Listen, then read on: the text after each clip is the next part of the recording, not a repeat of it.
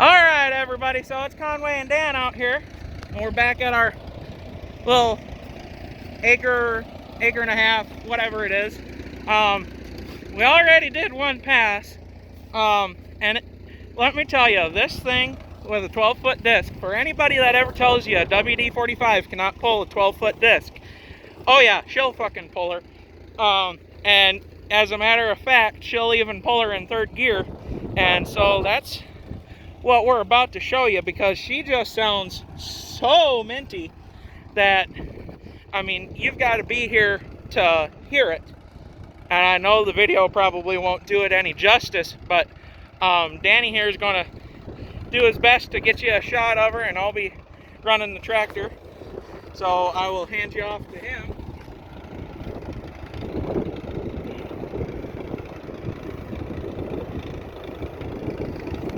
Step back. She's a fucking machine with a disc there, boys. You know, farming ain't farming. If you ain't doing it right, you ain't doing it right.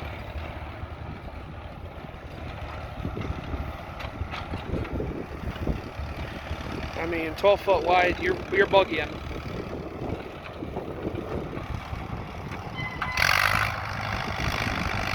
There she goes, boys. There she goes.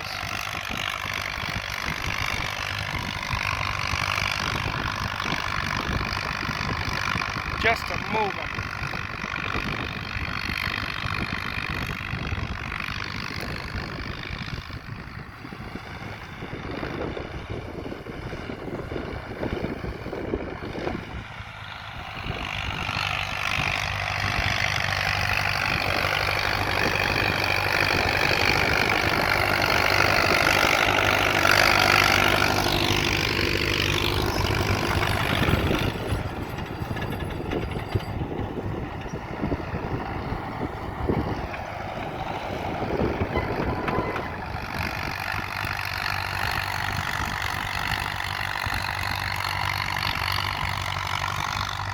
Just a machine.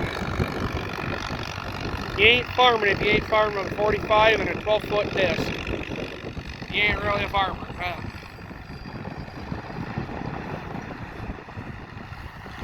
He gets back down there and hand you off to him.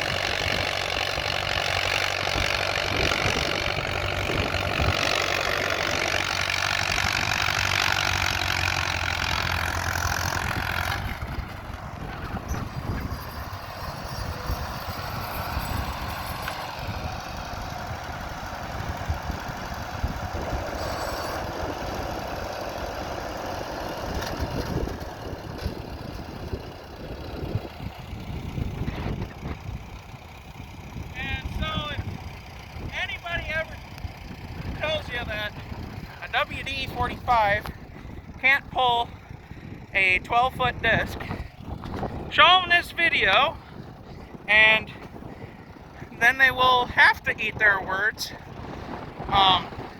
So this is our disc. We bought this on Facebook Marketplace, and after we bought it, we will admit it does need a couple of bearings. One right there, and one right there, and I believe one on the back gang. Bought it for $1,000, and I'm telling you, it does a mighty fine job, even with a couple of bearings being bad. It sat outside since a lot of the tractors that the guy that we bought it off of, were 150 plus horse. And so we've seen it pop up. We figure it's a JI case model 12. And we know it's a JI case because there's the sticker right there, or the decal, whatever you want to call it. And we pulled it home with my little Ford Ranger all the way from La Crosse, Wisconsin. We had to go through downtown La Crosse with this thing, and that was quite an adventure. Had an oversized load sign on the back of it, and here it is being pulled by a 1955 Allis Chalmers wd45. You had seen a previous video of it. That was Dan running it in second gear. And so we're just doing everything again to make sure that we got it all worked up. We got good moisture in the ground. And, you know, she may not be the prettiest, but she gets the job done with a pair of $55 duals. And so now Danny here is going to hop on our 1954 WD-45. You can see a common trend happening here. And a little backstory on both of these for you. Dan here. So I bought them out of Lewiston, Minnesota. The original owners had them. This one was sitting in a paddock, or sitting in a pasture. Didn't run. I threw gas, drained some water out of it. And she ran and honed out the pistons. And then the other one, I pulled out of a shed on their property, threw a me and Conway threw a battery in that, and it fired up and ran. And that has a small carburetor on it, so that's... Yep. We, excuse the wind noise, but we took the carburetor over to Marzolf Implement, and they fully rebuilt both of the carburetors on both of these. Yep. So shout out to them. If you ever need any work done on Allis Chalmers parts and you're in the Lewiston area, look them up. Or Hamel. They still, even though they used to be an Allis dealer, but they will still work on these old Allis Chalmers tractors. And they do good work, even though we've never had anything done by them yet, because both of these tractors, after we bought them, have both been literally mechanically sound, even though that one sat outside its whole life, and you can tell that, you know, the paint job isn't the best and you can't see any of the decals. Well, that's yep, that one came from Kruger Implement. And so if there's any old timers on this watching this video, you will know that that used to be the John Deere dealer up in Plainview, Minnesota. And this one came from, of course, Hamel Equipment. You can see it right there on the side of it. And we do have a third one, even though it currently has transmission issues. And that one came from Marzolf Implement. But these two used to be ran on the Daly's farm back when they first started out. Of course, everybody knows that these were the biggest tractors made in 1954 and 55, and you couldn't get nothing bigger than that until I believe it was like 5 or 10 years later, when everybody started wanting more horsepower and all that stuff, and these things got set to the wayside. But that one used to pull a manure spreader and a disc. For most of life. And this one was a generator / welder tractor. During the winter time. So Minnesota had a snowstorm. This would be your main tractor on your house running your power during that winter storm. Yep. Power and so for that reason, you will see it has the holes for the Allis Chalmers snap coupler 2-point lift, but it does not have a wet line hookup for, say, the disc or wagon of sorts, but it does still have the original pump on it. I don't know if it works. I've never tested it. And so we haven't seen another one without the 2-point lift. We've seen plenty of them without the hydraulic line, but we've never seen another one without the 2-point lift. I think this is the only one in the area with mismatched tires on it. And Since it was a generator tractor, they had a 14x9 and a 13x9 on the other side.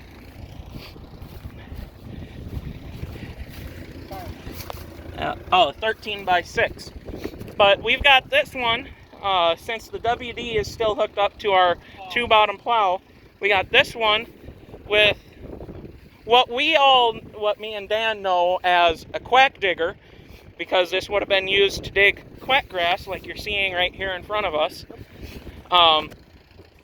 But nowadays would just be called a common field cultivator.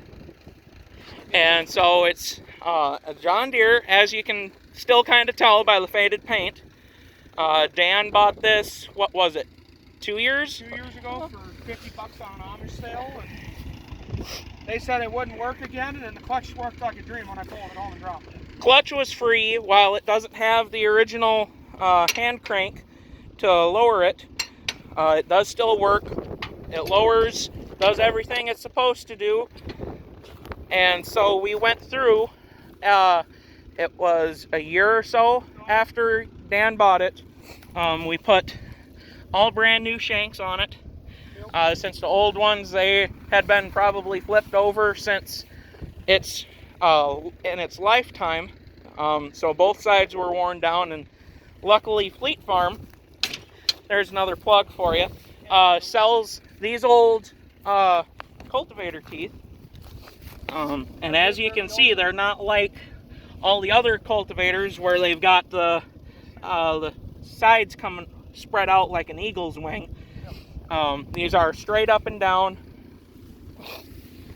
We did all new nuts, bolts, washers, shanks, and as Danny's about to show you, this thing digs very well for investing only $200 into it. We literally, I think it's John Deere don't make any more parts. yeah, you cannot find parts at John Deere for this thing. You gotta find tooth and nails, and Amish gotta even buy one of these for parts. Yeah. They're that rare of a piece of equipment now. And once again, with the theme of this isn't in the best shape, we will show you the bearing that this thing is riding on. Finally came out of its hole. Right there. As you can see, it has finally, after we're going to say 50 plus years of digging fields, it finally came out. And so you will see a future video of this thing. We're not going to tell you what we got planned for it, but it will be reincarnated, so to speak, into another machine.